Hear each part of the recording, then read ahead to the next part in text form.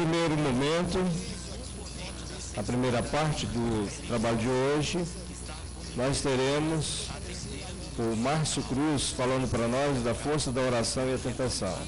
A referência é vigiar e orar para não entrar em tentação, abordando a eficácia da prece e felicidade que proporciona, as más inclinações, esforço e perseverança.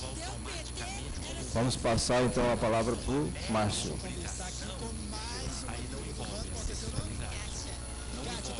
Bom dia a todos, gente.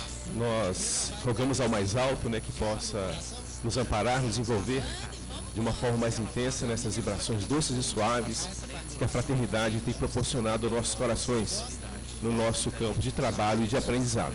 Estamos aqui novamente e vamos procurar desenvolver, trabalhar com vocês a questão da força da prece, da oração, e a questão também da tentação. Qual de nós, qual criatura na face da terra que diante de um problema, de uma dificuldade, não evocou as forças superiores a ela, no sentido de tentar resolver os problemas, dificuldades que vão surgindo, e a gente vai começando a compreender que faz parte do processo natural de evolução dos seres, das criaturas. Se nós lançamos um olhar dos estágios anteriores ao homem, seja no reino mineral, no reino vegetal ou animal, o que o princípio inteligente está sendo trabalhado de fora para dentro, a gente vai perceber que eles encontram muitas dificuldades, muitas situações que realmente eles precisam como que vencer. A semente lançada na terra, ela tem obstáculos. E justamente esses obstáculos que surgem, a gente vai entender também, são de fundamental importância para que o potencial ali presente, de forma isolada, ele se revele. E nesse processo de revelação, todo conteúdo, todo aquele esplendor então possa ser percebido e registrado por aqueles que vão observar e acompanhar a presença daqueles seres, junto à própria criação. E quando nós lançamos o olhar no processo de aprendizado em que o espírito se encontra já dotado de uma relativa consciência, de um relativo entendimento a respeito dele próprio e das forças superiores que nos conduzem nessa marcha evolucional, nós vamos perceber também claramente dificuldades, problemas, e essas interpretações são da ordem humana, a interpretação nossa, o nome que nós damos às situações. Porque às vezes nós falamos de dificuldade, ela pode representar ali, dentro da capacidade nossa de observação, um peso. Tanto é que o Sr. Leão, Sr. Leão Zalli, que foi um desses trabalhadores da primeira hora, junto com o Sonório, Sobral e outros mais, ele gostava de usar o termo trabalho e não falar dificuldades. O processo é trabalhoso, porque o trabalho dá aquela ideia de uma dinâmica em que nós vamos nos posicionar de modo consciente, enfrentando as situações que surgem e a partir daí então superarmos o quadro que possa visitar o nosso coração. Visitar o coração de uma criatura que esteja ligada a nós ou a própria situação da vida, da existência. E muitas vezes vamos começando também a entender a busca e a elevação do pensamento no sentido de buscarmos forças superiores, torna-se de fundamental importância. Porque por mais entendimento, por mais compreensão que a criatura possa apresentar em determinada área, ela não é dona da situação. O dono da situação é Deus, é nosso Pai, o nosso Criador, é Jesus, o nosso Mestre, que tem um entendimento mais amplo e a partir daí pode nos orientar. Uma outra situação também que a gente vai observar, que está presente na vida de todos os seres, de todas as criaturas, é o que nós interpretamos como sendo a tentação. Qual criatura consciente que diante de uma situação que encontrou uma situação muitas vezes exterior, que encontrou repercussão profunda na sua intimidade, ela se viu naquela situação em que as forças estavam como que desvaindo. E atitude e comportamento passa a representar uma coisa que ela, num momento consciencial, ela não gostaria muito que se desse, que acontecesse. Porque ela sabe que aquilo ali representa para ela um problema, uma dificuldade no contexto do aprendizado que nos encontramos. Então ela é chamada, ela é convidada a partir de uma indução externa que encontra uma repercussão interna a um comportamento, uma conduta, que é a consciência que vai se iluminando. começa a perceber que aquilo não é o melhor para a sua vida, para a sua existência.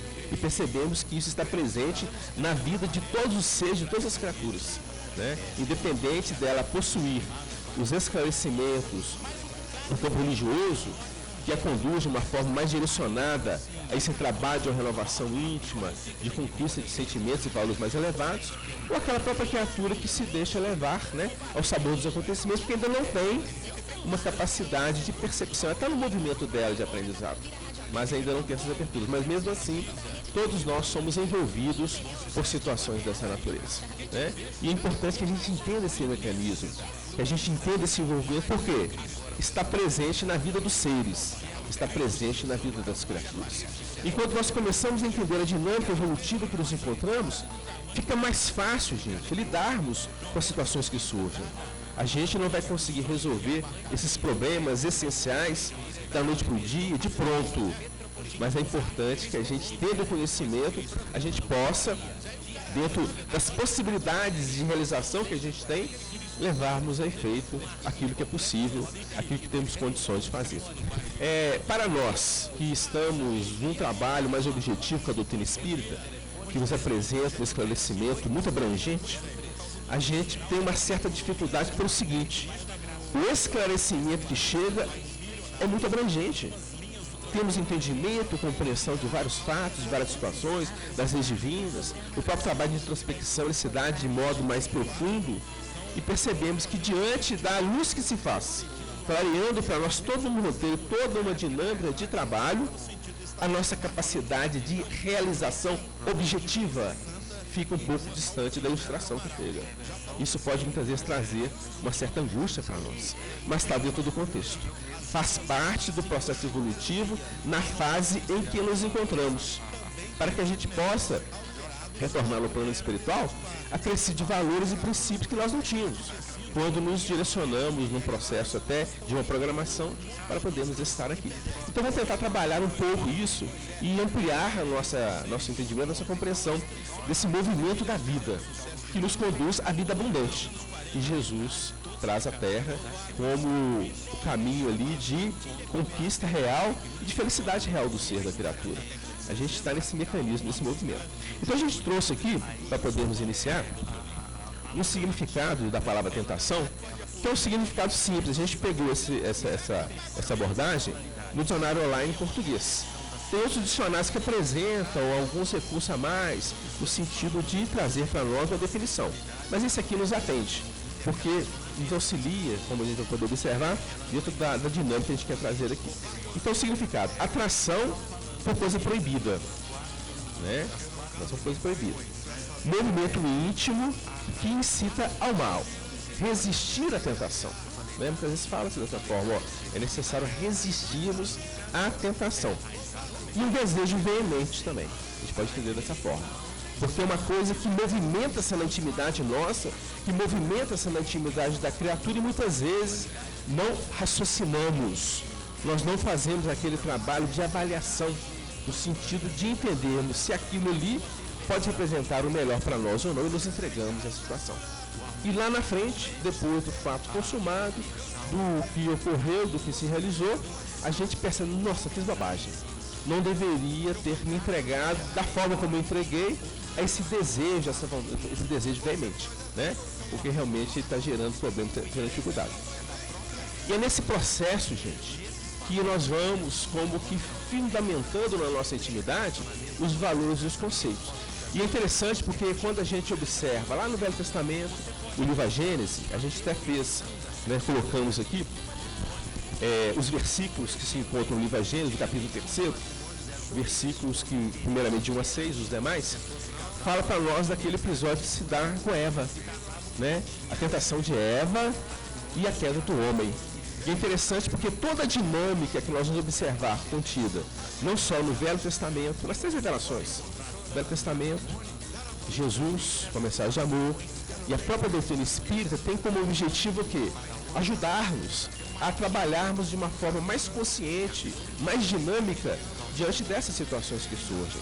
Porque se a gente analisa os episódios que se dão lá atrás, com a questão de Adão e Eva, que não é um homem e uma mulher, é um conjunto, é um grupo de espíritos que são trazidos à Terra para poderem desenvolver valores e princípios que em outras oportunidades, em outros mundos, eles não conseguiram desenvolver, nós vamos perceber que há um grupo que não consegue. Ele realmente não consegue levar adiante um trabalho dentro da proposta inteligível, entendida por eles. Mas a gente vai entender que um grupo consegue, né? O grupo consegue, sem dúvida alguma, avançar dentro do processo que foi ali estabelecido. E em síntese, nós não vamos ler tudo aqui porque é um texto mais novo e é uma história, uma situação que, de uma certa forma, a gente, né, a maioria de nós já conhecemos. O que mostra pra gente? Né? Vai ter a figura da serpente, que vai como que envolver a Eva dentro de um direcionamento que foi apresentado pelo Senhor. Poderia se alimentar de todas as árvores presentes no jardim, menos a árvore da ciência do bem e do mal. Por que a árvore da ciência do bem e do mal não poderia ser, o fruto dela não poderia servir de alimento para eles? E a gente entende que todos os recursos que Deus criou e oferece aos homens, aos espíritos, são de fundamental importância e precisamos aprender a trabalhar, a lidar com eles. Mas dentro do contexto aí apresentado, a gente vai perceber que é um processo que a gente pode analisar primeiramente como aquelas características expiatórias, em que a criatura realmente ela é convidada e quase que obrigada a se conter dentro de um contexto em que houve no passado, houve em oportunidades anteriores, um desvio comportamental. Então não mexe aqui não, porque é complicado. Você vai como que gerar problemas, gerar dificuldades. Dê um tempo para que no futuro mais amadurecido você possa então lidar com essa situação, porque você vai ter domínio sobre ela. O processo agora é um processo que você vai como que procurar resistir ao fato, resistir à situação. Por quê? Porque você estará trabalhando valores e princípios que mais à frente te dará condições de lidar positivamente com o fato, com a situação, tendo domínio sobre ela, né? Então aquele direcionamento que estabelece uma contenção pela ilustração e pelo entendimento as situações que surgem naturalmente na nossa vida, na nossa existência. A gente vai percebendo isso, a vida vai mostrando isso para nós. Às vezes a pessoa percebe, ó, aqui eu não posso entrar, porque senão complica a minha vida, a minha existência. Vamos trazer um exemplo que as obras espíritas nos apresentam, que é a questão de André Luiz, né? A gente se lembra daquele momento em que ele, com os mentores, os instrutores espirituais, eles iriam fazer um resgate nas regiões inferiores, mais densas, se tratando da condição espiritual daquelas entidades que se encontravam naqueles ambientes. Então André Luiz segue com esses companheiros até um determinado ponto, né? O instrutor vira e fala para ele assim, ó, você vai ficar aqui, porque na região que a gente vai buscar alguns companheiros que precisam de auxílio, você não tem condições, maturidade suficiente em termos espirituais para lidar com a situação. Se você entrar, corre o risco de você ficar, você não consegue sair, né? Então o tempo, sem dúvida alguma, o preparou, o capacita, né, de poder fazer uma inserção nesses ambientes mais densos, mais claros. Por quê? Encontra uma relação, gente, uma ressonância profunda na intimidade da criatura. Então vamos trabalhar aqui no entorno, em onde a gente consegue realmente fazer o trabalho de ajuda, de assistência ao próximo, ao semelhante, que representa também uma ajuda, um auxílio aos nossos próprios corações, porque a atividade leva-nos a refletir, a trabalhar no mundo íntimo, então vai movimentando isso aqui. E no episódio que é narrado, ele até vai encontrar com o avô dele que estava perdido nas regiões inferiores, e ele será então resgatado, né? Então a gente vai entendendo dentro do que nos é apresentado, esse processo em que nem sempre a criatura encontra-se em condições de lidar objetivamente com determinadas situações, contexto da vida e da existência. Um ponto que a gente vai entendendo com a espiritualidade, Jesus fala para a gente o seguinte: não se coloca fardos pesados em ombros fracos. O enunciado da passagem evangélica fala isso para nós claramente. Mas o fato que temos que carregar é pesado. Está aqui, ó. Construção nossa do tempo, ou na última encarnação. A coisa fica pesada. O que a sabedoria divina faz? O fardo é seu. Você vai ter que carregar essa cruz. Mas como você não está devidamente capacitado aqui agora, hoje, nós vamos fazer o seguinte: nós vamos conduzi-lo a encarnações em que você devidamente será preparado, o lombo vai se fortalecer para que na frente você pegue o seu fato, porque ele é seu. Você tem que dar conta dele, né? E no processo, gente, o resgate não é um resgate por si só. Cometeu o crime, vou sofrer as consequências do crime que eu cometi no processo de aprendizado. Passa por aí. Mas o objetivo maior é fixar na intimidade do ser, da criatura, o conceito e o valor transcendente que aquela situação vai promover na sua intimidade. No sentido de ele entender que aquele comportamento que ele teve naquela situação é uma coisa complicada, uma coisa difícil. Então, muitas vezes eu prefiro esperar um tempo de preparação, de maturação da pessoa, para que quando ela lidar com a situação, ela realmente estabeleça uma transformação visceral profunda na criatura. Aí a coisa passa a ter um papel de maior conquista para aquele que se encontra nesse contexto, né? Então a gente vai entendendo dessa forma. É o trabalho dos espíritos dentro daquele aproveitamento da oportunidade que é apresentado. Se utilizarmos, né, a linguagem aí do comércio, das questões mais materiais, é o custo-benefício, né? Então vamos aplicar de forma que o resultado ele seja um resultado extremamente positivo. Mas é preciso não capacitar a pessoa, a criatura. Então nós vamos ver esse movimento, né? É que no caso aqui que estamos referindo, Eva é envolvida pela serpente dentro da imagem que nos é apresentada, e a serpente como que a convence a realmente se alimentar da árvore do fruto proibido, né? E a proibição, a gente vai entender, não é externa, é uma questão interna. É um conceito, é um valor, é um princípio que se desenvolve na intimidade da criatura até pela consciência disso. E é interessante a gente observar esse envolvimento que se dá, tá? A gente vai analisar no primeiro momento como que sendo uma coisa externa, é serpente. Quem é a serpente senão as entidades inferiores de pensamento, de teor vibratório mais baixo, que circulam, né? Terra a terra, a serpente caminha pela terra. Então são ondas vibratórias e pensamentos de teor vibracional inferior, que envolve todos os seres, todas as criaturas. Nós estamos debaixo, na existência que nos encontramos, debaixo dessas influências que nos envolvem, né? Se a gente voltar um pouquinho, não muito longe agora, esses últimos anos, os acontecimentos, uma onda de ódio circulou entre nós de uma forma muito intensa, em função dos acontecimentos políticos, econômicos, que estão se dando no nosso país. Então as pessoas falavam, a gente percebia que na expressão ali que ela exteriorizava, o sentimento dela passava pelas linhas do ódio. E aqui que a gente entende? Vibrações de teor inferior circulando intensamente, a partir das emanações nossas, das emanações dos espíritos inferiores que se ajustam ao clima, e a coisa passa então a circular de uma forma muito intensa. Allan Kardec nos fala do processo obsessivo que se dá em grupos, né? Um grupo de pessoas, de criaturas, debaixo de uma influência espiritual muito densa. E muitas vezes não quer dizer que o espírito esteja aqui do nosso lado, não, né? As ondas estão circulando. A gente vai entender isso a partir dos eletrônicos que temos. A pessoa digita o número do celular nosso em outro estado, até em outro país. A onda chega aqui. Tem as antenas repetidoras, mas chega aqui e muitas outras estão circulando no ambiente. Mas como ele teclou aquele número que é respectivo ao nosso, o nosso então aciona, né? Mas muitos outros estão teclando, outros números, outros contatos, e a onda circula no ambiente. Para a gente poder entender a questão do pensamento, do sentimento nosso, dos espíritos circulando de uma forma intensa. Então esse processo em que a obsessão pode se dar de forma coletiva também, representa o que? A movimentação da serpente entre nós. Podemos acolher essas ondas, ou simplesmente vigilantes. A gente vai trabalhar isso aqui também, a importância da oração, de estarmos vigilantes.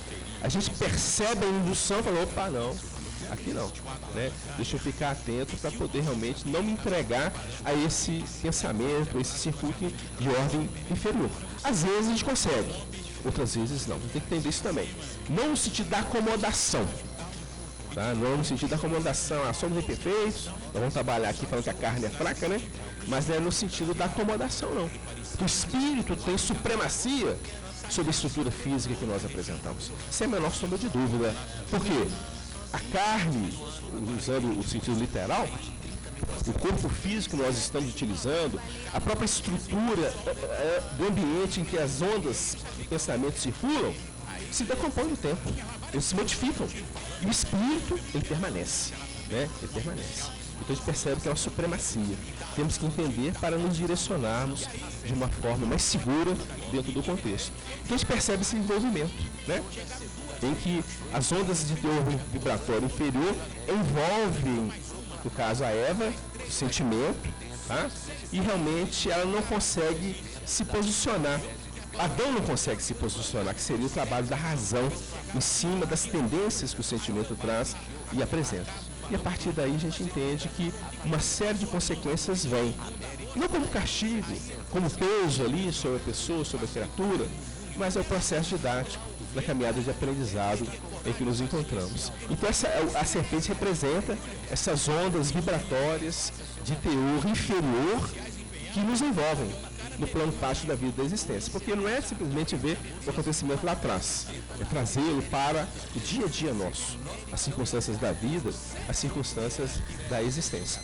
E é interessante porque a questão do Adão, ela come, se alimenta daquilo e oferece a Adão, que é a razão, né? O sentimento às vezes nos leva a um determinado tipo de desejo, mas se a razão estiver vigilante, a gente então consegue como que redirecionar aquilo e termos a postura melhor, não caindo em tentação, né? É o que a gente vai tentar entender. E é interessante, gente, porque o que a gente vai observar? Vamos pegar um exemplo da vida prática nossa.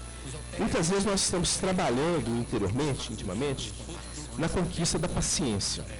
Eu quero me tornar uma pessoa paciente porque eu sou muito descontrolado, perco ali o meu controle, falo coisas que não deveria falar. Então a gente começa a perceber isso, né?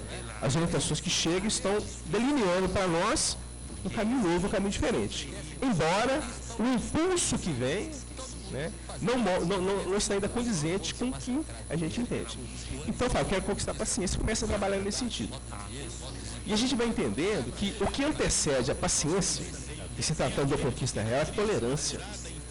Sermos tolerantes com as situações que surgem, com as situações que nos visitam. O que a gente observa? O trabalho de expressão da tolerância, ele passa muito por uma questão racional, que é representado por Adão, em que nós não temos a coisa ainda conquistada de forma efetiva, não é uma coisa espontânea, mas ela está em elaboração. Então surge uma situação que nos tira ali aquele equilíbrio, ou pelo menos nos incita a perdermos o equilíbrio. A gente lembra da necessidade de nos controlarmos e vamos ser tolerantes. Vou tolerar, né, da impressão de um peso. Vou tolerar essa pessoa, vou tolerar essa situação porque eu quero conquistar paciência.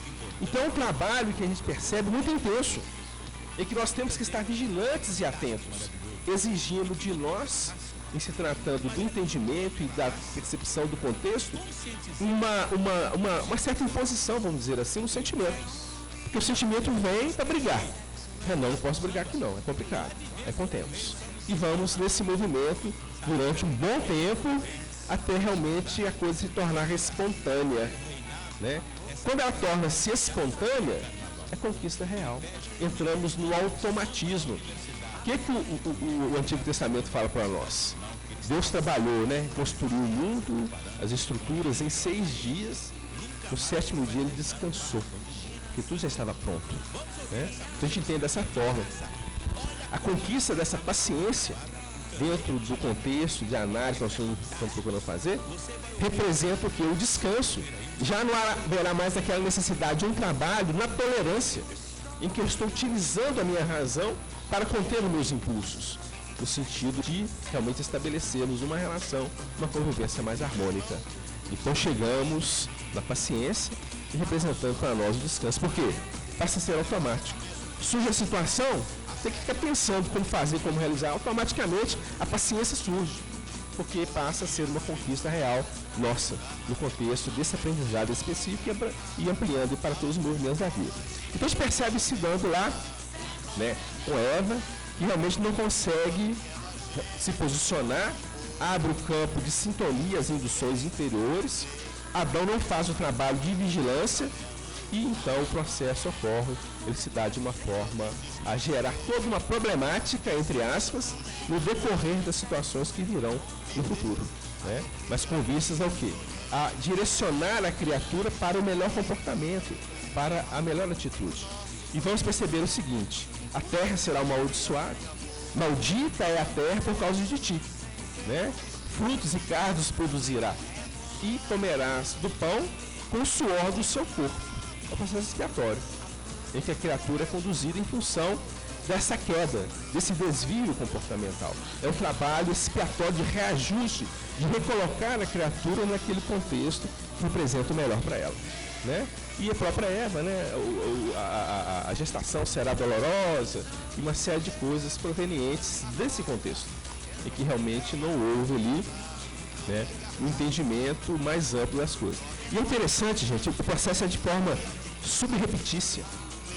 E muitas vezes, em cima do conteúdo que a gente vai perceber aqui apresentado, essa forma subrepetícia, ela induz para um comportamento que a princípio você entende que seria bom. Vamos pegar um exemplo.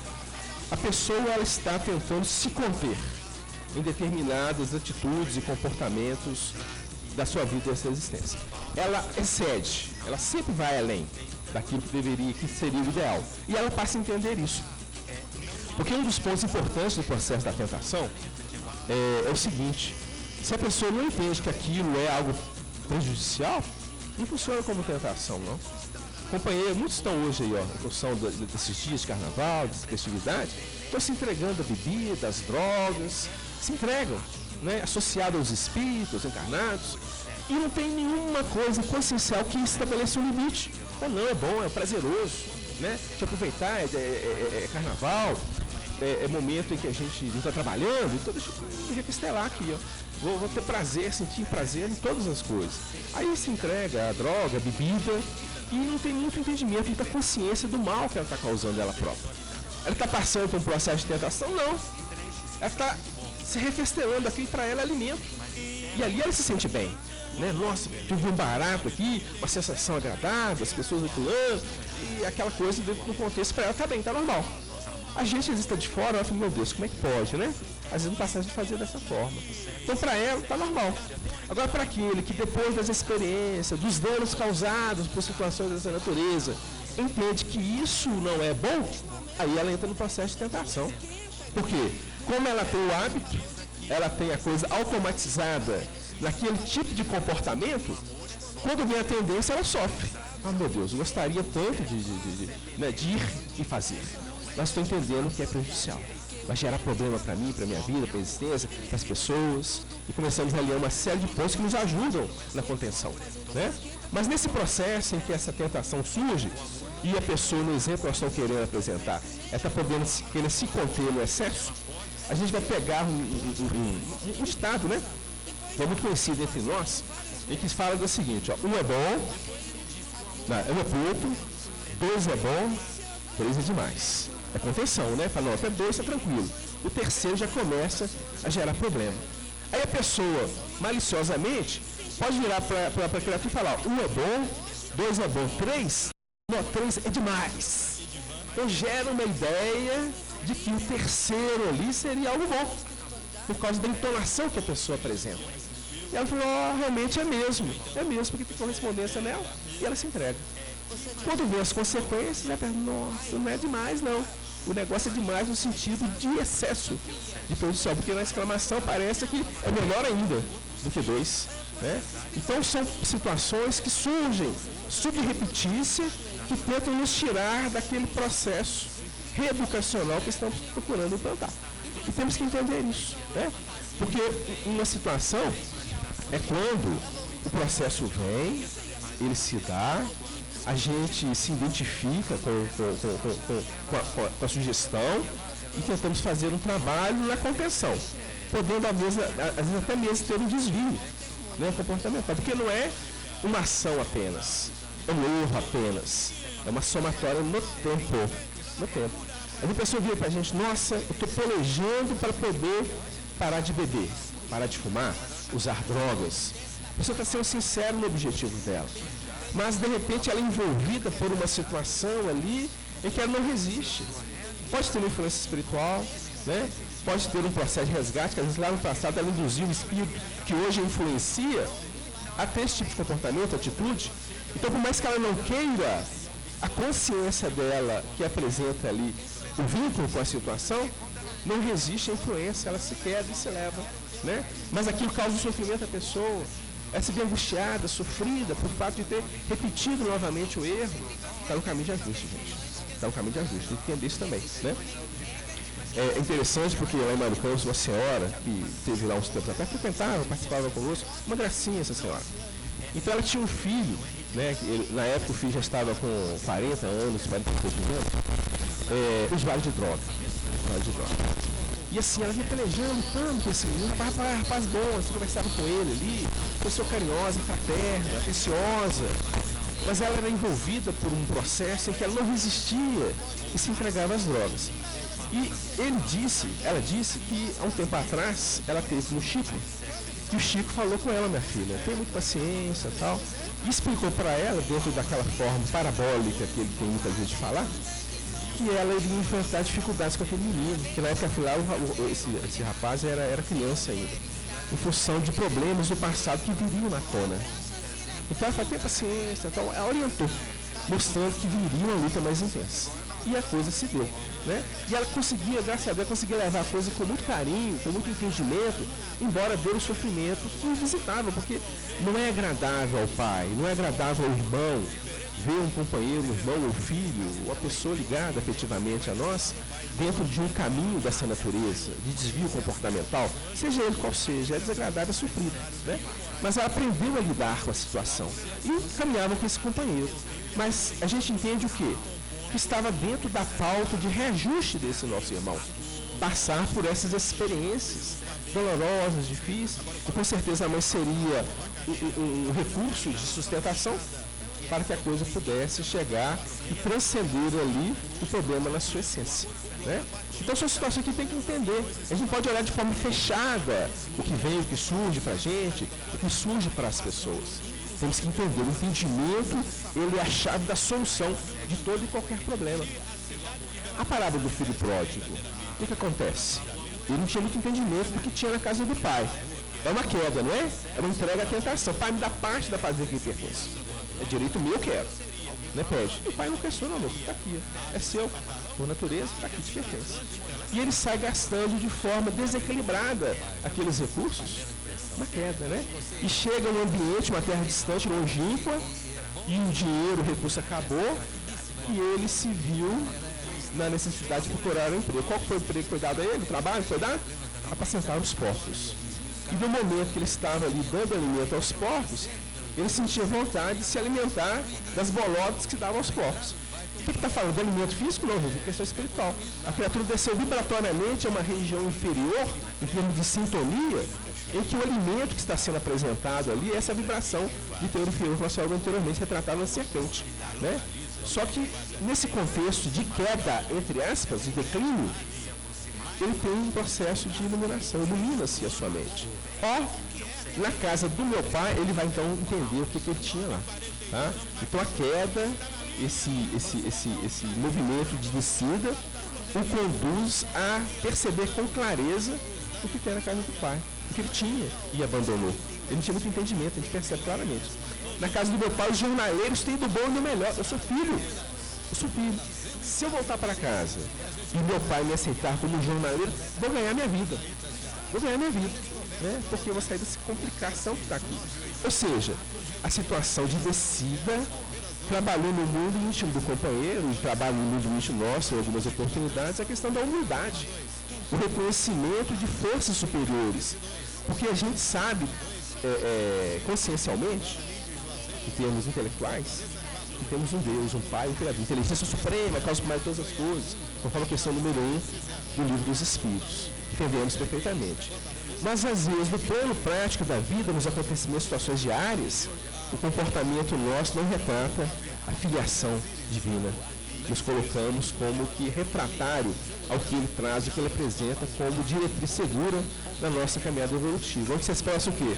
orgulho, a vaidade, o egoísmo, nos sentimos melhores do que A, B, C ou D, a nossa visão em termos de situações que se dão, política, econômica, vamos pegar aí, é superior à do outro, tanto é que entramos nas linhas do ódio, tá?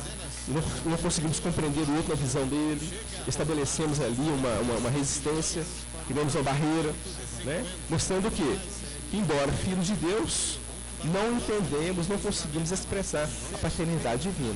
Que não é concordar com o mal, não é concordar com o erro, mas respeitar a pessoa no campo de eleição pessoal.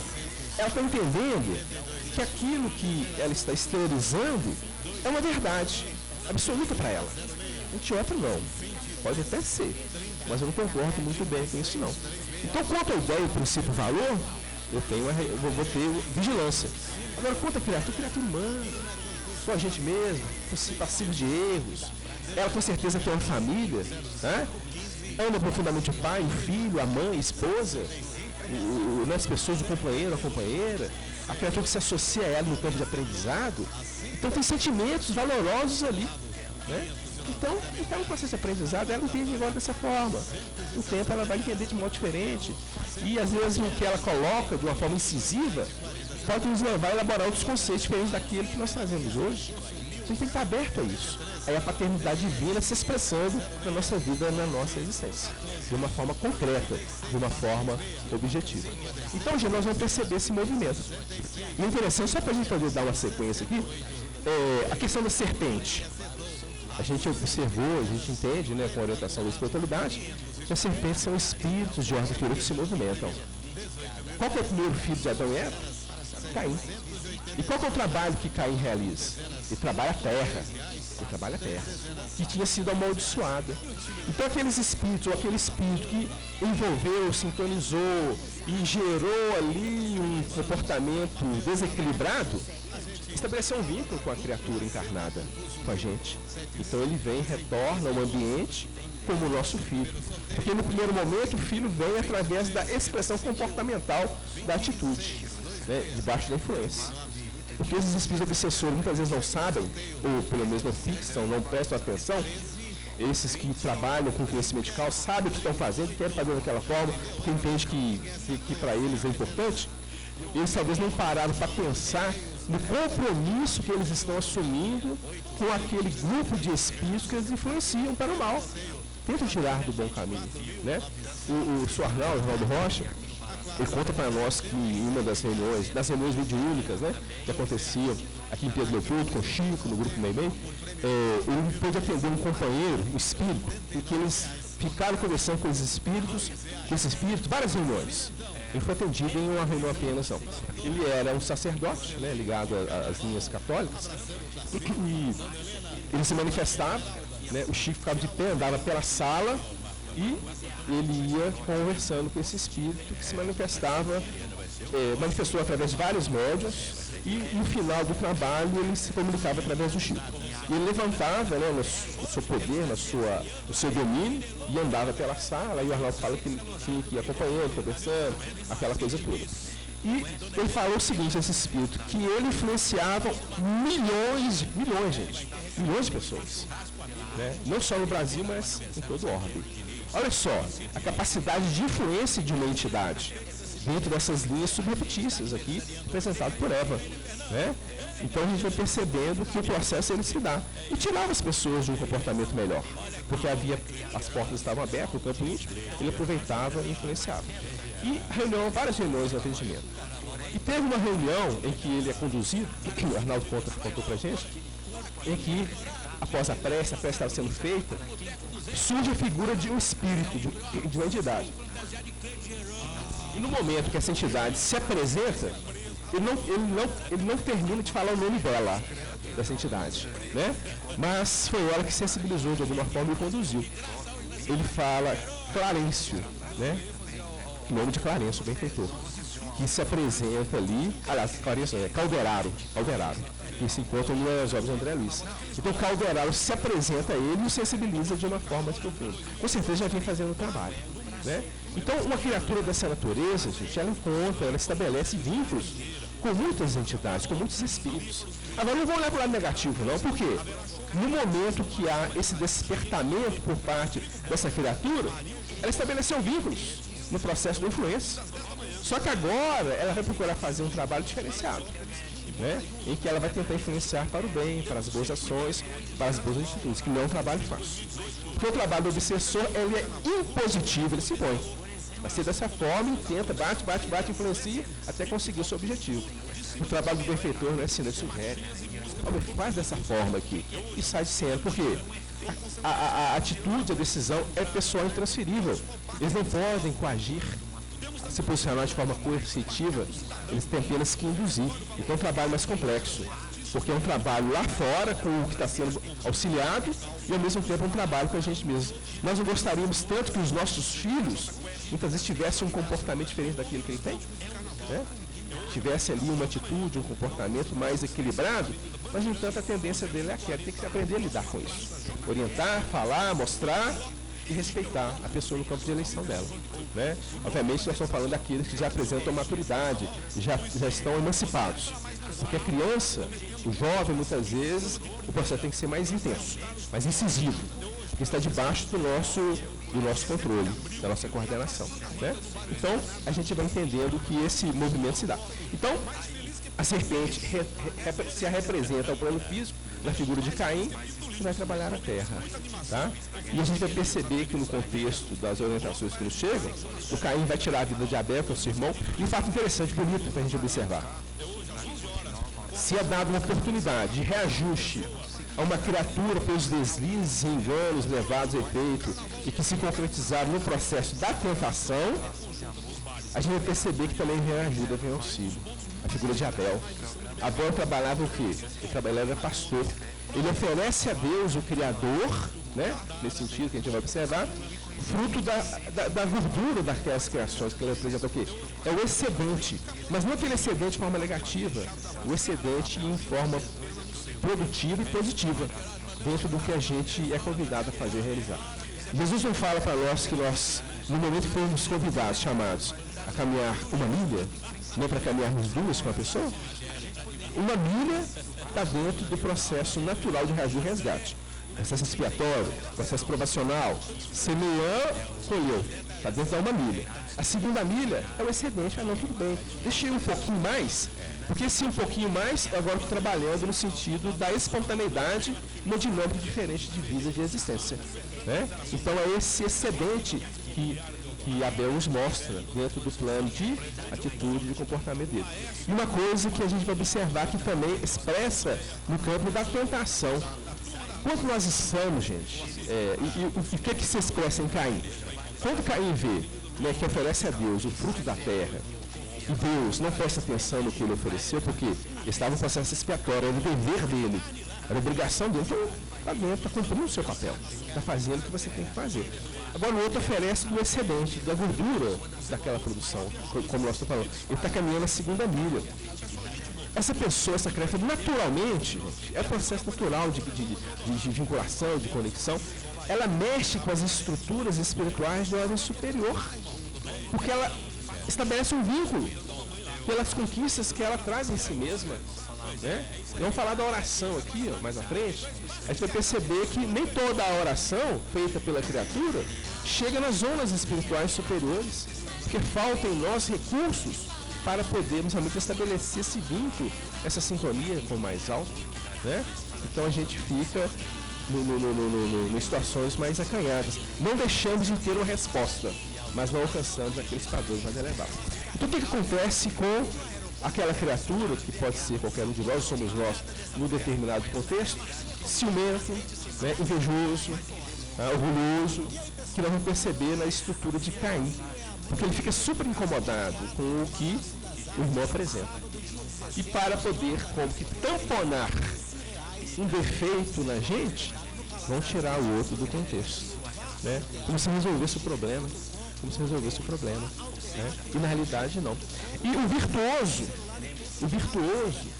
ele incomoda aquele que não apresenta virtudes. É da natureza humana ainda, dentro do contexto. Não, o companheiro está se sobressaindo ali, incomoda muita gente. É necessário ter humildade, simplicidade, entender que, embora dentro de um contexto em que nós estamos resgatando no processo expiatório uma situação, ela é importante para nós. Aparentemente, porque na realidade não é Deus que não atentou para o que ele fez, não. É a consciência dele, que estava frisando o que o outro fez. Não o seu trabalho paciente, o seu trabalho de arar a terra, que tinha sido amaldiçoada, né? Porque, na realidade, os instrumentos nossos, por si só, não tem como nós amaldiçoar a terra, gente. Né? Deus amaldiçoar a terra? De forma alguma. Né? Quando nós estamos trabalhando e entendendo o ser superior, a inteligência suprema, causa por mais todas as coisas, de modo algum. Né? E, pelo contrário, é abençoada. Os recursos são abençoados. Agora, essa maldição, ela corre por nossa conta. A visão truncada, fechada, que nós ainda apresentamos. Então é importante que a gente entenda esse movimento também. Então o que a gente percebe? Tá? Porque a situação de Caim representa também a tentação. Né? Ele foi envolvido, a presença do seu irmão, com aquele tipo de comportamento virtuoso, mexeu com a falta de virtude dele. E ele ficou incomodado com aquilo. Né? Tirar a pessoa de cena, resolve, não te cria mais problema. O que eles quiseram fazer com Jesus? Esse camarada está falando demais, falando coisas que diz respeito à nossa vida, né, à nossa existência, a tradição que nós temos em se tratando do povo judeu, tá? E a gente vai entender que é uma tradição na interpretação deles, não uma tradição coerente no processo de aprendizado em se tratando do espírito. É uma tradição dentro de uma interpretação fechada, que Jesus não vem derrogar a lei, ele vem dar cumprimento, e em várias oportunidades se refere ao Velho Testamento. O que Moisés falou, os profetas disseram, né? Mostrando que ele estava ali com base na primeira revelação, numa sequência de trabalho. Que até então não tínhamos entendido como vivenciar a lei divina, os 10 mandamentos, na síntese do que é apresentado. Né? Que ele vem, sintetiza e faz o trabalho. Então percebemos isso, o virtuoso incomoda aquele que não apresenta virtudes. E tirar a pessoa, muitas vezes, é o pensamento, o sentimento nosso. Não quer dizer, às vezes, que vai haver a morte, né? Matar a pessoa fisicamente. Mas a gente como que coloca a criatura à margem do caminho. Dentro do contexto do nosso relacionamento. Está incomodando profundamente. E é interessante nós estarmos atentos a isso, porque é pertinente a estrutura íntima nossa na atualidade, gente. Qual de nós que às vezes não fica incomodado com o comportamento, a atitude de uma pessoa? Estamos com o nosso parceiro, a nossa parceira, nosso esposo, a nossa esposa, namorado, uma pessoa vinculada a nós pelo laço de sentimento, que temos um compromisso bacana, bonito, se tratando da vida e da existência, na conquista pessoal e na conquista em conjunto. Porque aquela ideia de felizes para sempre que os romances apresentam, aquilo é uma questão ilusória. A união entre os seres e a criatura tem o objetivo de promover as mudanças e as transformações, o crescimento moral e pessoal. Sejam através do questão da família, né? Seja através das ligações homoafetivas que possam se dar. Às vezes o compromisso daquele casal homoafetivo não é uma coisa extraordinária. Eles vão conseguir realizar juntos, no plano prático da vida, uma coisa que vai sensibilizar muitos corações. E um dá suporte para o outro. Né? Então a gente tem que entender esse movimento. É importante que a gente abra o coração e entenda o mecanismo evolutivo que a vida traz, que a vida apresenta. Então nós vamos perceber justamente isso. Né? A questão em que o convite é dado, ele é feito, ele é apresentado, nós não conseguimos como que resistir àquilo e temos um comportamento infeliz. Nos quedamos na tentação, né? Na tentação que surge, na tentação que se apresenta ali. E no contexto, o que vai acontecer? O próprio Caim percebe isso, ó. Ele mesmo, consciencialmente, ele percebe isso, porque, né, ele fala, né, falar pela outra passagem, que a consciência dele mostra que há necessidade de uma punição. Maldito na terra serei, né, no processo reencarnatório, ele teria muita dificuldade, ele entende isso. Mas o que Deus faz? Na sua sabedoria infinita, no seu amor infinito. Coloca em Caim, né, um sinal, uma marca, dentro do processo expiatório, a partir do crime que ele comete. E é interessante, gente, porque mais à frente a gente vai perceber a figura de Enoque, tá? Que é a reencarnação do próprio Caim, uma nova oportunidade, que comete novos crimes, ou seja, novamente ele se direciona no plano comportamental em que a inveja, o ciúme, o orgulho, a vaidade se expressam e ele tira a vida de outras pessoas. Mais à frente, outro erro, o Lameque, que é o mesmo espírito que encarna novamente. dentro de um contexto em que o processo de ajuste está como que se dando, está como sendo direcionado, para que a criatura possa, no tempo, né, estabelecer aí um redirecionamento positivo na vida, na existência. E para podermos prosseguir, finalizando essa questão que está se dando nessa análise do Antigo Testamento, a Eva, Caim e Abel, a gente vai perceber que o contexto de reajuste consciencial dessa queda inicial que ocorre, ela vai ter a sua conclusão lá na frente com Noé na estruturação da sua arca, com os 3 andares, os 3 pavimentos. Ele ordena a casa mental, né? Ou seja, vem ali o descanso.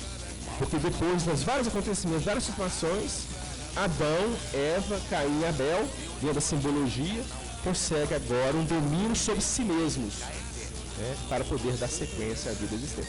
Os animais são colocados no andar inferior, subconsciente, né? Eles se movimentam no andar térreo, que é a consciência, tá?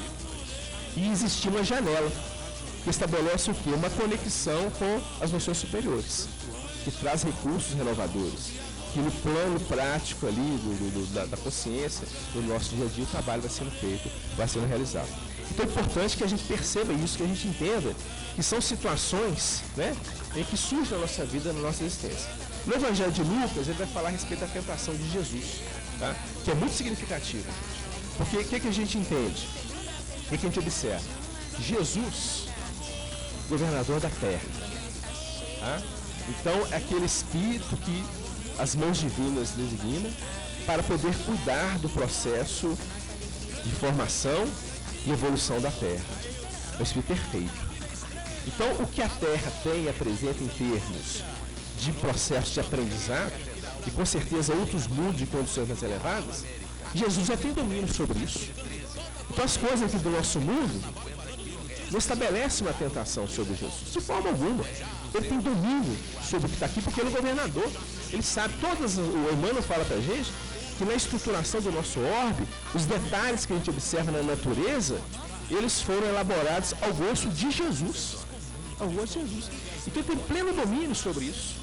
Quando se fala da tentação de Jesus, na realidade, o evangelista, né, dentro da imagem que nos é apresentada com a figura do Cristo, ele está querendo mostrar para nós um processo de respeito à fixação dos princípios cristãos na intimidade nossa, na intimidade da criatura. É o Jesus como que se corporificando, e Jesus, quando a gente fala, não é o indivíduo, o espírito que a gente está se referindo, mas é o corpo doutrinário que ele traz, ele apresenta como caminho de estruturação do espírito para ele poder lidar conscientemente na vida, na existência. Então é o surgimento desses princípios na intimidade do ser, na intimidade da criatura, na nossa intimidade. A gente vai passar pelo processo da chamada tentação, porque estamos vislumbrando algo de ordem superior, mas a tendência nossa no plano comportamental é nos entregarmos, né, às atitudes que temos elaboradas no passado. Repetirmos, é mais fácil, né? Repetir o que a gente já fez do que tentarmos aqui uma postura diferenciada, com mais entendimento, com mais envolvimento. A gente começa a perceber que na casa, né, no núcleo familiar, a gente precisa ser mais tolerante, mais paciente, mais compreensivo com a esposa, com os filhos, com o pai, com a mãe, com aqueles que estão ligados ao nosso coração. Então a gente começa o trabalho, né? Mas aí surge o primeiro atrito, a dificuldade que sempre surgiu, a gente perde o controle, ou podemos perder o controle ali, né? Então são as situações da natureza. É a tentação que surge, tentando nos tirar do objetivo que estamos de alguma forma traçando, para que realmente a conquista ela seja real, ela seja efetiva e passemos a ter domínio sobre ela. O que é importante é isso, alcançarmos o automatismo dentro daquele plano comportamental, uma espécie de instinto aí, né? O animal posiciona-se instintivamente. Nós temos em nós também os mesmos instintos que foram trabalhados lá no reino animal, que estão devidamente estruturados na nossa intimidade. E eles se movimentam. Se eu estou atravessando a rua ali e tenho um descuido de observar se vem ali um carro, às vezes vem uma moto, né? Eu não vi que estava vindo na minha direção. No momento que eu percebo instintivamente, eu vou pular fora, tentar fugir da colisão. no sentido de proteger. É instintivo. Você não pensa, né? No primeiro momento, não. Em algumas oportunidades, esse ímpeto instintivo, ele é associado a um raciocínio, né? A pessoa está no veículo, vai ver uma colisão, ela lembra que aqui atrás, por exemplo, tem uma criança, o filho dela está aqui atrás. Não, eu não posso deixar, isso é um átimo de segundo, é muito rápido. Então ela pensa o seguinte, ele não pode deixar que a colisão machuque o menino, ou cause um prejuízo maior na criança ou na esposa que está com ele. Então ele vai fazer um movimento no carro, né? A ação, ela surge de forma instintiva, ele associa isso a um pensamento rápido e consegue então fugir de forma que o acidente não prejudique tanto a criança. E às vezes até causando nele próprio ali um prejuízo maior, mas salvou, né? Gerou um problema menor ou nenhum problema naquela criatura que ele pensou. Então vamos percebendo isso, né? Esses impulsos vão sendo trabalhados nessas fases anteriores e começa agora a ser direcionado por nós. Agora nós não podemos viver dentro desses impulsos, porque o Allan Kardec fala que ele é certeiro, ele é matemático, a questão instintiva, no sentido da proteção, a salvaguarda, né? A questão do instinto de conservação dos animais, que nós temos também, ele é fantástico para a manutenção da espécie, a reprodução, né? Para que aquela espécie ela realmente não deixe de ter o seu papel dentro do contexto da existência. Só que esse instinto de conservação em nós, ele se abre no chamado egoísmo. Egoísmo, centramos em nós mesmos. Mas a vida ela não pode circular dentro desse contexto, pelo menos para a gente agora, em função do entendimento que nós estamos conseguindo apresentar. Estamos entendendo de uma forma mais ampla. Não é o egoísmo, né, centrarmos em nós mesmos, no grupo em que nos encontramos, que nos traz a felicidade verdadeira. Lá atrás trazia, era importante e era o recurso que tínhamos interiormente, falando, para nos levar ao trabalho externo, com vistas às mudanças internas, né? Então deixa eu cuidar de mim, deixa eu cuidar dos meus e vou passar por cima de quem se colocar no caminho.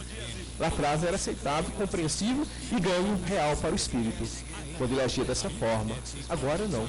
Eu estou entendendo que para realmente ter algo de bom em mim, eu tenho que como que me abrir no campo da solidariedade, da convivência amiga e fraterna, embora eu tenha um impulso, né? Esse comportamento lá atrás. Então a tentação de Jesus, a gente vai entendendo dessa forma, tá? É em nós. A tendência que surge a partir das aberturas que vão se dando. A parábola do cego de Jericó, ela vai trazer para a gente um entendimento também interessante nesse sentido. Ele ouve o burburinho da multidão, o cego, né? O que está acontecendo aí? Jesus, filho de Nazaré, está passando aqui. E ele tinha entendimento, ele percebe claramente, ele tinha entendimento. Jesus, filho de Davi, tem misericórdia de mim. Porque ele sabia do trabalho de Jesus, embora ele observe dentro de uma linha genealógica, né? Em uma visão, vamos dizer assim, um pouco mais humana mesmo, mas percebia que ele trazia algo novo. Tem misericórdia de mim, né? O que acontece, gente, no momento que há o clamor, no sentido de uma coisa nova, porque ele queria sair daquela situação. Ele estava à margem do caminho mendigando, né? Aí vem a multidão tenta abafar. É justamente isso, o processo em que surge ali uma tentação, vamos dizer assim, que tenta nos tirar de um propósito de ordem mais elevado. O que ele faz? Ele clama ainda mais, Jesus, filho de Davi, tem misericórdia de mim. Ele se expressa com mais vigor, com mais intensidade. Aí Jesus, então, parando, né, se dirige a ele, porque o pedido de socorro, a prece, que nós vamos falar aqui daqui a pouco, ela passa por isso. É importante que haja uma ressonância do pedido com aquilo que verdadeiramente a gente quer. O que você quer? A gente pergunta, o que queres que eu te faça? Jesus estava vendo, sabia que ele era cego, né? E se nós analisarmos pelas questões espirituais, ele tinha entendimento de que o companheiro estava querendo sair daquela situação. Mas ele dá ele a oportunidade, o que queres que eu te faça? Senhor, que eu veja, né? Então, vê, a sua fé te salvou, e vão perceber que no processo a mudança se dá, ela ocorre. Um trecho interessante, gente, de uma obra de Miguel Vives. Esse companheiro, ele foi divulgador da doutrina em médio espanhol. Ele trabalhou no final do século XX, tá? Ele fez um trabalho, morreu no final do século XIX. Ele morreu em 1906.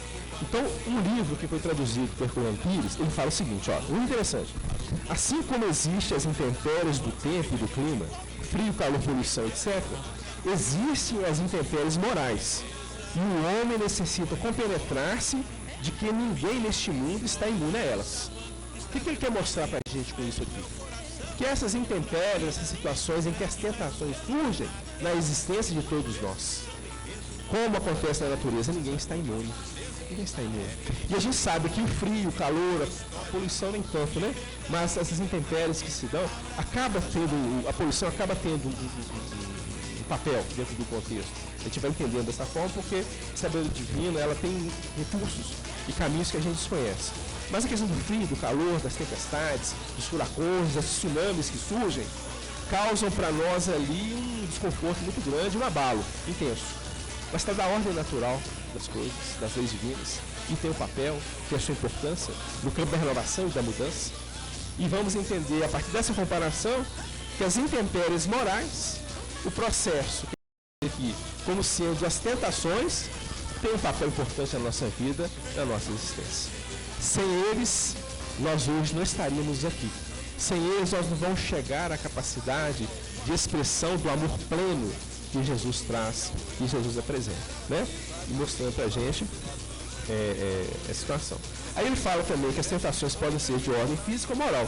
De ordem física, sensualidade, extravagâncias, vícios, descanso indevido, preguiça, né? Os 7 pecados capitais, eles retratam isso claramente para nós. E de ordem moral também. A questão da vingança, críticas maldosas, paixões exageradas, repulsa por certas pessoas. Isso representa o quê? Tentação nos envolvendo e tentando nos tirar ali, né, a partir das aberturas apresentadas, de um clima mais harmônico e mais seguro. Na realidade, gente, o que representa? Representa a repetição daquilo que a gente já traz como que desenvolvido, automático em nós.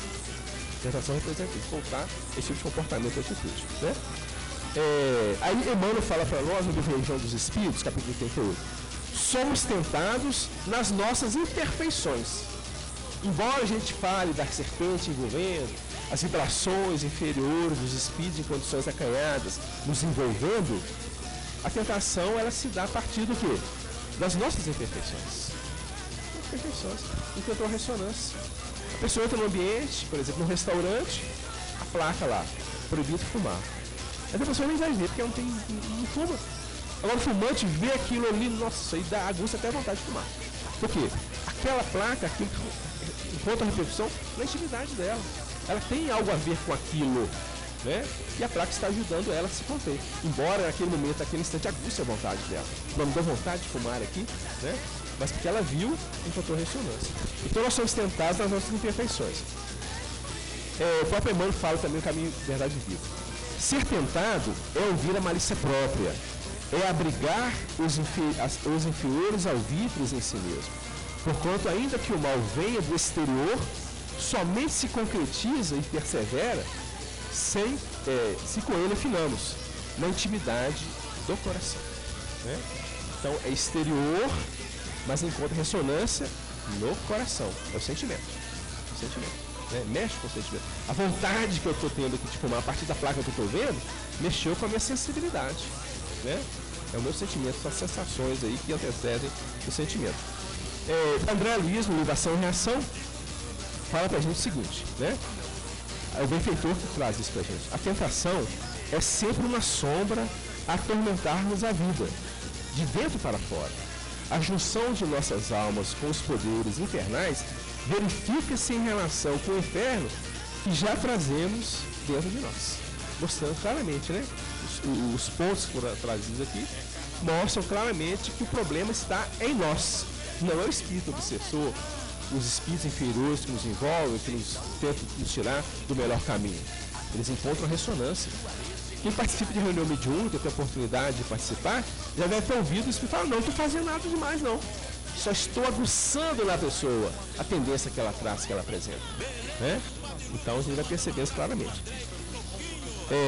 Aí vem Tiago na sua carta universal, trazendo para nós uma orientação muito significativa, porque ele nos ajuda a entender, e os próprios espíritos também, Mas a gente vai ver uma conjugação entre a terceira revelação e, no caso aqui, a segunda, que são as orientações de Jesus e que as cartas nos trazem, apresentam dos diversos discípulos e apóstolos ali. Então ele fala para a gente o seguinte: bem-aventurado o homem que sofre a tentação. Opa, mudou o contexto aí, né? Feliz aquele que sofre a tentação. Estou debaixo de um impacto sofrido, doloroso, e ele está falando que eu sou bem-aventurado. E ele fala por quê? Porque quando for provado, receberá a coroa da vida, a qual o Senhor tem prometido aos que o amam. Porque é na tentação que a gente vai ser ferido. Vai ser ferido, né? Essa página de Emmanuel, a primeira palavra que a gente trouxe, no capítulo 88 do Livro Região do Espírito, ele dá o título a essa página de teste. São os testes que surgem. E a tentação está por trás deles, né? Então, felizes somos nós quando formos envolvidos por uma tentação. Porque a conjugação do valor novo que nós estamos entendendo com as tendências que a gente traz do pretérito, automatizadas em nós mesmos. Mas a nossa consciência está mostrando que aquilo já não é mais bom para a gente, não é melhor. Precisamos agora da nova forma de agir e de comportar. Então é um momento ímpar na nossa caminhada de aprendizado. E essa moção resiste, fica atento, vigilante ao contexto. Aí ele fala: ninguém sendo tentado, diga, de Deus sou tentado. Porque Deus não pode ser tentado pelo mal e ninguém tenta. Porque a gente fala: não, eu estou passando por isso porque Deus está permitindo. Tudo bem, é da vontade de Deus. Está dentro das leis dele. Mas não é ele que está promovendo isso, não. A coisa está sendo promovida em função das disposições que nós apresentamos. E a lei dele permite que isso aconteça. Então não vamos colocar a culpa nele, não. Ou tentar justificar o processo, né? Não colocar a culpa, mas justificar o processo e ver das mãos do Criador. Mas cada um é tentado quando atraído e engodado pela própria concupiscência. É o que a gente falou anteriormente dos benfeitores, a tendência nossa ao mal, né? Depois da da concupiscência concebido, dá à luz o pecado. E o pecado, sendo consumado, gera morte, né? Porque a morte moral. Nossa, gente, eu fiz bobagem, não deveria ter falado com aquela pessoa, com aquela criatura da forma que eu falei, olha só. E é difícil porque ela ficou chateada comigo. Ela está com um sentimento ali ficou extremamente magoada com o que eu falei, né? Então vai depender do estado íntimo da pessoa de nos perdoar. A coisa é complexa muitas vezes, porque a pessoa tem livre-arbítrio. A gente vai chegar até o fulano, me perdoe porque realmente eu fiz de forma errada. Não deveria ter, falei com você, não deveria ter falado daquela forma, realmente foi um momento infeliz, né? A pessoa vira para ele falando: tudo bem, né? Mas eu estou magoado, estou ressentido com você. Porque não vai dissolver aqui de uma hora para outra. Ela tem direito ao movimento dela. Ela não é obrigada, diante do perdão que nós estamos pedindo, a desativar aquilo de imediato. É preciso do tempo. A nossa postura é sincera no pedido do perdão, mas ela vai ter aquele processo por um período maior e vamos ter que conviver com isso. Vamos ter que conviver com isso, que é fruto de uma criação nossa. Vamos ter que ter paciência, tolerância, vamos ter que ter boa vontade, resignação. Chegamos no ambiente e a pessoa está.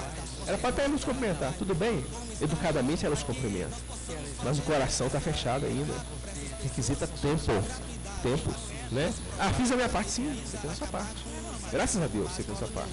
Mas você vai ter que ter paciência com a pessoa. Aguardar no tempo, que ela desativa essencialmente o que surgiu, o que se deu. É direito dela, é livre-arbítrio, né? É conjuntura, é estrutura íntima da pessoa. Como a gente também pode ficar magoado com alguém por um período maior. Não entendi, tudo bem, perdoo, mas ainda guardamos ressentimento, que requisita o tempo, para que realmente a gente esteja liberto da situação. Então, gente, olha só, nesse exemplo que você está trazendo, embora o pedido do perdão, nós ainda estamos vinculados ao erro, ao engano que cometemos, correto? Porque a pessoa não desativou o coração dela, e isso representa o quê? Um trabalho em que a tentação está presente, correto? A gente pode falar: eu fiz minha parte, que ela se dane. Podemos ver a parte dessa forma, mas o objetivo nesse não. Vamos ter paciência, vamos ter humildade, compreensão, as virtudes sendo trabalhadas em nós, em função de uma disposição interna da pessoa, que está no movimento natural dela, né? E se a gente se entrega à questão da tentação, vem a morte, né? Que é esse estado de alma que a gente falou anteriormente, que a gente vai tentar como que redirecionar no sentido de reavermos aquele equilíbrio, tá? Aí ele vai falar aqui, nós abordamos já, a questão da influência espiritual. Tá?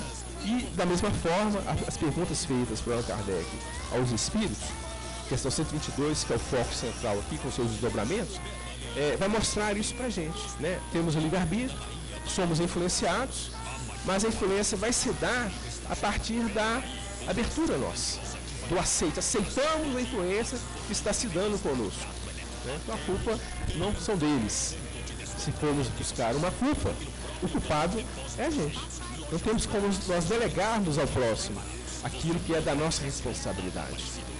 Responsabilidade exclusivamente nossa. Então essa questão vai mostrar isso para nós, né? A questão dos espíritos imperfeitos tentando nos influenciar para um comportamento complexo e difícil, né? Aí seguindo, nós vamos ver uma orientação de Jesus que está em Mateus, capítulo 26, versículo 41, que ele fala para a gente o seguinte: é conhecido de todos nós. Vigiai e orai, para que não entreis em tentação. Na verdade, o espírito está pronto, mas a carne é fraca. Né? Aqui nós falamos no início. Há uma supremacia do espírito sobre a estrutura física que nós estamos utilizando. Tanto é que a estrutura física que nós estamos utilizando hoje, ela recebe a influência e a coordenação, vamos dizer assim, da sua estruturação, daquilo que está no espírito e manifesta no corpo espiritual. Não é assim que ocorre? Né? Hoje nós temos, por exemplo, uma dificuldade orgânica em função daquilo que nós estabelecemos no passado. Está na consciência. A consciência manifesta-se no corpo espiritual e no processo reencarnatório vem a debilidade para o reajuste. Né? Então a gente percebe essa supremacia. E quando ele fala aqui que a carne é fraca, ele não está falando da questão física, dos instrumentos sobre os quais o espírito tem supremacia, porque ele utiliza das questões materiais. Ele é influenciado, né, e ao mesmo tempo ele age sobre a matéria.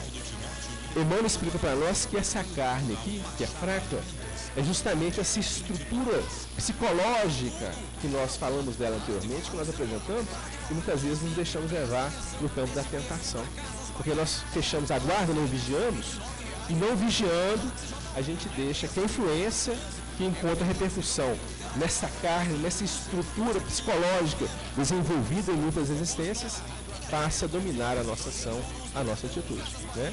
Mas como espíritos, nós temos supremacia. Há uma questão muito interessante no Livro dos Espíritos, em que Allan Kardec vai perguntar, né, aos benfeitores da vida maior, se nós conseguimos, utilizando esforços, vencer as más inclinações, más tendências. No processo que os espíritos exclamam, sim, fazer esforços mínimos. Quão poucos de vós fazem esforços?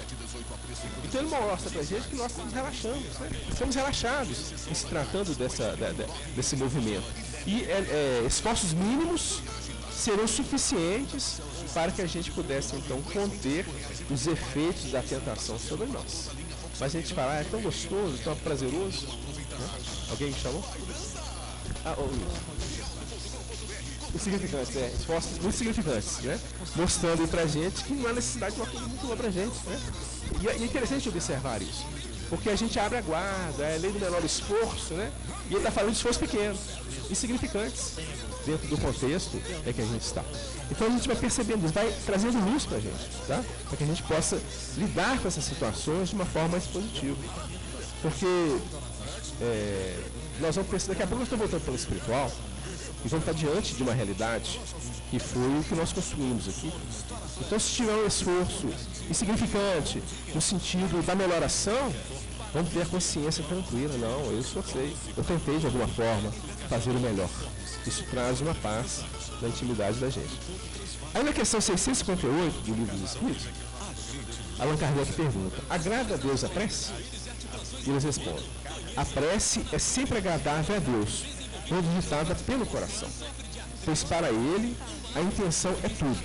Assim preferível é a prece do íntimo, a prece lida, por muito bela que seja, se for lida mais com os lábios do que com o coração.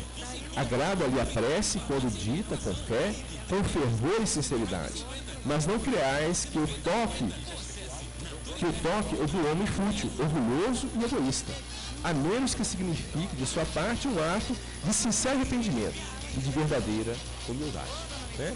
Então a prece, o próprio Jesus fala isso para nós, não é pela multiplicidade das palavras que nós iremos alcançar na prece que estamos fazendo a sintonia ou as hostes superiores daqueles benfeitores que se movimentam em favor da criatura no processo de aprendizagem. Depende do quê? Do sentimento, daquilo que exteriorizamos no momento que nós estamos procurando esses recursos de ordem mais elevada. Né? Então vai ficando muito claro para a gente isso. É importante trabalhar o sentimento. E é preferível uma prece simples, né? Feita de coração, do que uma prece decorada. Ele fala que lida, mas vamos pensar na prece decorada. Eu posso decorar a prece de Cáritas, posso decorar outras preces lindas, maravilhosas, mas fala apenas da boca, né? Agora, se a sinceridade não, realmente, quando eu observo no meio da prece, meu sentimento não faz um movimento muito grande, não, fica meio acanhado aqui. Mas eu tenho que mudar isso. Eu tenho que colocar mais sentimento na prece, de forma que expresse um teor vibratório mais elevado. Então, eu já tentar, vou memorizar algumas, mas dando enfoque nesse sentido. Isso é positivo. Tá? Porque a criatura está se reconhecendo dentro de uma limitação, tem diante dela os recursos que podem operar as mudanças e está lançando mão deles. Né? Eu sei que a minha prece, às vezes quero fazer uma prece lá na reunião, por exemplo, se eu penso assim, eu sei que minha prece tem uma cota de sentimento assim, muito expressiva, mas vou fazer colocando o melhor que eu posso. O melhor que eu posso, estou sendo sincero. Na limitação e vou colocar tacanhas, tá? Na limitação e no pouco que eu tenho, vou colocar assim, fica melhor, eu estou oferecendo o que eu posso, o que eu tenho condições. Isso tem um valor inestimável, gente. Inestimável, porque é sincero. É sincero. A criatura faz aquilo com um propósito de melhoria. E esse movimento sincero no tempo a conduz e a leva a ter uma coisa, os valores de ordem mais expressiva. Ela passa a ter uma expressão maior, né, dentro daquilo que ela está verdadeiramente buscando. Aí vem a pergunta 659, qual o caráter da prece? A prece é um ato de adoração. Orar a Deus é pensar nele, é aproximar-se dele, é pôr-se em comunhão com ele. Há três coisas podemos propor-nos por meio da prece: louvar, pedir, agradecer. Né? Então a prece é esse movimento íntimo da criatura em que ela procura se aproximar-se do Pai, aproximar-se do Criador. É um ato de adoração. Né? Na lei, no capítulo que fala a respeito da oração do próprio Livro dos Espíritos, ele vai mostrar para a gente, esse capítulo que foi tirado da questão, que a adoração consiste na elevação do pensamento a Deus. Então a prece é isso. Elevarmos o pensamento ao Pai, ao Criador. E a gente vai observar esses momentos, esses três momentos aqui, de uma forma bem mais caracterizada. Louvar a Deus, né? Reconhecer a grandiosidade do Pai dentro do contexto da criação, dos recursos que chegam. Né? E muitas vezes não temos esse reconhecimento de uma forma plena, de uma forma objetiva. Como falamos no início, somos órfãos de pais vivos, de pai vivo. Não por causa do Pai, mas por causa da forma como nós nos posicionamos diante do Pai, diante do Criador. A questão de pedir, né? Chegamos a falar alguma coisa nesse sentido também, porque as lutas vêm, as dificuldades surgem. Ah, meu Deus, me dá uma força. Benfeitores, espíritos amigos, doutor Bezerra de Menezes, né? Irmã Sheila, me ajuda porque está difícil, está complicado. Então estamos pedindo na prece recursos de ordem mais elevada, de forma a sustentar-nos naquele projeto, naquele movimento que nos encontramos. E muitas vezes, gente, a gente vai entender isso, a resposta não vem da forma como nós estamos pedindo, gostaríamos de receber. Vai surgir da forma que nós precisamos, do modo em que nós precisamos. Né? Naquela passagem que a gente vai observar Jesus, né? Que antecipa lá o processo da direcionamento da prisão e do processo da crucificação, ele fala o seguinte: Pai, livrai-me desse cálice. É um pedido legítimo. Me afaste do problema, da dor, da dificuldade. Né? É legítimo um pedido dessa natureza. Mas ao mesmo tempo que ele faz um pedido de ordem pessoal, me afaste desse cálice. Não gostaria de sofrer isso. Vou colocar na linguagem humana, nossa aqui. Mas seja feito conforme a sua vontade. Né? Então, embora eu veja, eu perceba, eu sinta, eu entenda e queira de uma determinada forma que meu entendimento representa o melhor para mim, às vezes não é. Então, Deus, Senhor, Pai, Criador, seja feito conforme a sua vontade. Né? É interessante, a gente vai observar um fato que se dá, na questão de Abraão com Isaac, né? Ele é levado para Abraão leva o seu filho para o sacrifício, dentro daquilo que foi estabelecido por Deus, na simbologia apresentada. E ele, com o coração, é o filho que ele teve em idade avançada, tem todo um vínculo muito expressivo aí. E ele leva o filho para ser sacrificado. Só que no momento ele prepara, né, o local onde seria feito o sacrifício. O menino pergunta para ele: cadê o bicho, a ovelha que vai ser sacrificado? Imagina o coração de um pai em uma situação dessa, né? Cadê a ovelha, pai, que vai ser crucificada? Ele não sabia que ele seria, né? Aí ele coloca o menino lá no local. E uma simbologia, né, gente? Vai entender dessa forma. Que mexe com os nossos sentimentos, dentro desse teor que nós estamos trazendo aqui. E no momento em que ele vai levar a efeito o processo, aparece um anjo e diz que não. E apresenta ali o bicho, o cordeiro, né, que seria então sacrificado no lugar do menino, dentro do direcionamento. Os Espíritos falam para nós que no momento em que Jesus está sendo crucificado, sendo crucificado, Maria, nas suas conjecturas, ela pensou, imaginou, que poderia acontecer com Jesus da mesma forma que se deu com Abraão. Coração de mãe, né, gente? Coração de mãe. Por mais que entenda, por mais que se dobre as diretrizes do Criador, tem um sentimento pessoal, tem a questão da gente mesmo, né? Embora a gente se esforce submeter às diretrizes superiores. Então ela tem aquele movimento íntimo, imaginando ou querendo que acontecesse, como aconteceu com Isaac e Abraão. O filho dela foi retirado ali por um direcionamento superior, por um anjo, daquela situação e continuasse a sua vida, a sua existência. Mas ao mesmo ponto, fala, as mesmas diretrizes, né, apresentadas, fala que ela entendeu a beleza do processo. Que naquela situação com o filho dela, Deus estava dando um direcionamento diferente para os corações ali presentes para ela, e a gente entende que para a própria humanidade.